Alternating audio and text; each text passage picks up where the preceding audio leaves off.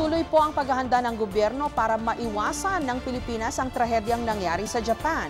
Pero ayon sa kilalang arkitektong si Felino June Palafox Jr., hindi pa raw handa ang mga gusali natin sa ganitong kalakas na lindol. Aminado ang DPWH na delikado ang mga bahay na nakatayo sa fault lines. Gayunpaman, patuloy ang ginagawa nilang pagsusuri sa mga pribado at pampublikong gusali. May report si Jam Sisante. Ang gusali ng GSIS kung saan nag-oopisina ang Senado, kinakitaan na ng ilang lamat o bitak matapos ng lindol ilang taon na ang nakakaraan.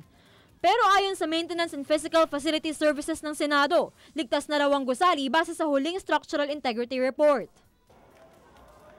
Ang tenement na ito sa Punta, Maynila, isa sa mga dineklara ng contempt building ng DPWH. Ibig sabihin, di na ito ligtas na tirahan dahil sa laki ng mga bitak at iba pang structural defect nito. Pero hanggang ngayon, marami pang nakatira rito.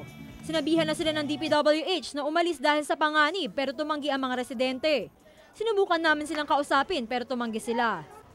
Noong nakaraang taon pa inumpisahan ng DPWH na suriin ang mga pampublikong gusali.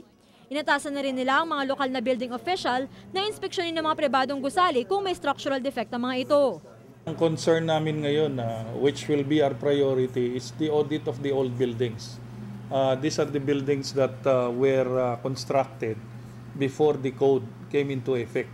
Ito ang sinasabi ni Architect June Palafox kung bakit hindi lubos na handa ang Pilipinas sakaling tamaan tayo ng malakas na lindol. Rekomendasyon ni Palafox, dapat ngayon pa lang suriin ang mga gusali, lalo na yung mga luma na at karaniwang maraming tao palagi. Public schools, public hospitals, because we don't know if they followed the specifications. Bridges, roads. I think government projects should be reviewed. Ayon kay Palafox, karamihan ng mga high-rise buildings sa Pilipinas ay kayang malampasan ng malakas na lindol. Dumadaan kasi ito sa masusing inspeksyon para masigurong alinsunod ito sa standards ng building code. Kasama rito yung kahandaan sa lindol, malalakas na hangin at iba pa. Ngunit para sa maliliit na gusali at mga bahay, maaaring magkaproblema. Ganito rin ang takot ng DPWH.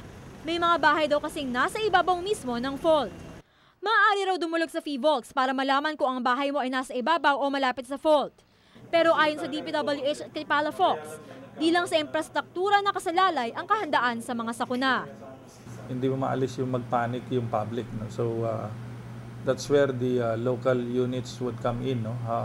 Yung disaster preparedness, yung mga drills. I don't think national government can do everything. National government need everybody's help. Jam Sisante, GMA News.